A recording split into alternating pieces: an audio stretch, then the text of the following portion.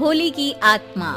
बचपन से शहर में रहने वाला मनोज इस साल होली की छुट्टियों में अपने गांव दुर्गापुर वापस आता है, जहां उसे देख पूरा गांव खुशी से झूम उठता है। जब गया था तब इतना सा था और अब देखो कितना बड़ा हो गया है। हाँ सरपंच जी, जब मैं गया था तब आप भी बहुत जवान थे और अब देखो कितने बूढ़े हो गए हैं आप। चलो चलो बढ़िया है, बच्चा घर वापस आ गया। इसी खुशी में आज रात पार्टी होगी। क्या बात है, गांव में भी पार्टियां होने लगी। वैसे अगर पार्टी की बात है तो आज क्यों सीधा होली पार्टी करते हैं। होली पार्टी की बात सुन चहल पहल में अचानक सन्नाटा छा जाता है, जिसे देख मनोज को कुछ अजीब लगता है, लेकिन तभी सरपंच बात पलट देता है। अब बहुत देर हो गई, चलो सब अपने घर चलो, पार्टी के बारे में कल सोचेंगे।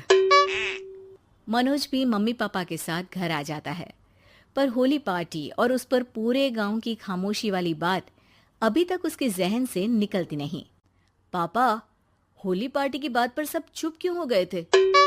अरे होगी उनकी कोई अपनी बात, मुझे गांव की पंचायती थोड़ी पता है। थक गया हूँ, चलो सो जाते हैं, कल बात करते हैं।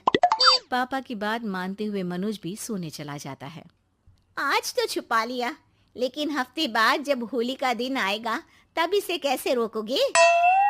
अगली सुबह सूरज के साथ ही मनोज भी गांव घूमने निकल जाता है, जिस पर रास्ते में उसे अपनी ही उम्र के कुछ लड़के भी मिलते हैं, जिनसे दोस्ती कर अब वो उनके साथ घूमने लगता है। इसी तरह कुछ दिन बीत जाते हैं और होली नजदीक आने लगती है। दोस्तों, होली में 4 दिन ही बचे हैं, पर गांव में उसकी कोई तैयारियां क्यों नहीं दिख रही? क्योंकि यहाँ होली नहीं मनाई जाती। अरे पर ऐसा क्यों? वो राजा भूषण। अरे तुम 4 दिन के लिए आए हो, क्या इतना सोच रहे हो? चलो कुछ खाने चलते हैं। इसी के साथ एक बार फिर होली की बात को टलते हुए देख मनोज को शक होने लगता है। वो घर पहुंचते ही इंटरनेट पर अपने गांव और राजा भूषण के बारे में जानकारी निकालने लगता है। क्या? मुझे आज तक ये नहीं पता था। ऐसा कैसे? किसी ने मुझे कुछ बताया क्यों नहीं? सारी जानकारी लेने के बाद मनोज गांव वालों या अपने मम्मी पापा से कुछ पूछे बिना खुद ही उसकी सच्चाई के बारे में छानबीन करने लगता है, जिसके चलते वो राजा भूषण की हवेली में पहुंचता है। वाह, क्या हवेली है यार! पर क्या यहाँ सच में कोई भूत है? हेलो भूत जी, कोई है क्या? हम इस साल गांव में होली सेलिब्रेट कर रहे हैं, क्या आप उस पर थोड़ा इंटरव्यू देंगे? मनोज के ऐसा बोलते ही गांव में तूफान उठ जाता है और हवेली में रखी सारी चीजें हिलने लगती है। एक अदृश्य शक्ति मनोज को धक्का देकर हवेली से बाहर निकाल दरवाजा बंद कर लेती है। ये सब देख मनोज हैरान रह जाता है। क्या अभी मुझे हवा ने धक्का देकर बाहर निकाल दिया? मेरे होते हुए इस गांव में कभी होली नहीं मन सकती, इसलिए दोबारा ऐसी कोशिश भी मत करना, अंजाम बुरा होगा। आवाज सुन मनोज हैरानी से इधर उधर देखने लगता है, पर उसे कोई दिखाई नहीं देता। वो गांव वापस आ जाता है, जहां तूफान की वजह से सब कुछ तहस महस हो चुका होता है। आखिर ये तूफान आया कैसे? ना ऐसा कोई मौसम था और ना ही हमने होली का त्योहार मनाने की बात की थी। सरपंच की बात पर कोई रिएक्शन दिए बिना मनोज चुपचाप अपने घर चला जाता है। इस तरह देखते ही देखते होली का दिन भी आ जाता है और मनोज रंग लेकर गांव में निकल जाता है, लेकिन गांव पूरी तरह खाली होता है। अरे त्योहार का दिन है, धूमधाम की जगह मातम क्यों मनाया हुआ है?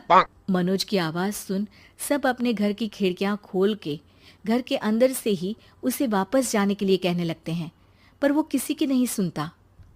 तुझे पहले भी समझाया था, अगर होली खेलने की कोशिश भी की तो अच्छा नहीं होगा।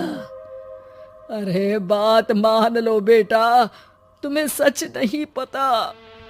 मुझे सब पता है, सालों पहले इस राजा ने एक अंधविश्वास फैलाया और आप लोग आज तक उसे मानते आ रहे हो। अरे बेटा, जब तुम पैदा भी नहीं हुए थे उससे भी बहुत पहले से इस गांव पर होली का श्राप है। अगर गांव में होली का त्योहार मनाया जाता है तो प्रलय आना पक्की बात होती है। राजा भूषण इस सब में नहीं मानते थे और त्योहार मनाने लगे, जिसके चलते होली वाले ही दिन पहले उनके बेटे की और फिर उनकी मृत्यु हो गई। तभी से गांव की रक्षा के लिए उनकी आत्मा उस हवेली में रह रही है। सबकी बातें सुन मनोज उलझन में पड़ जाता है।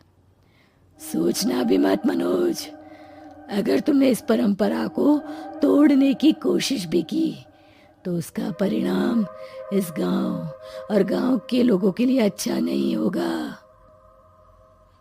मुझे भी यकीन नहीं हो रहा कि आप लोग एक बेतुकी बात को मानकर सालों से रंगों के त्योहार को मातम की तरह मनाते आ रहे हो। मनोज किसी की कोई बात ना मानते हुए पूरे गांव में रंग बिखेर देता है, जिसके तुरंत बाद वहां तूफान के साथ बिजलियां गरजने लगती है। अचानक मौसम में ऐसा बदलाव देख जहां मनोज कंफ्यूजन में आ जाता है, वहीं गांव वाले डर से सहम जाते हैं।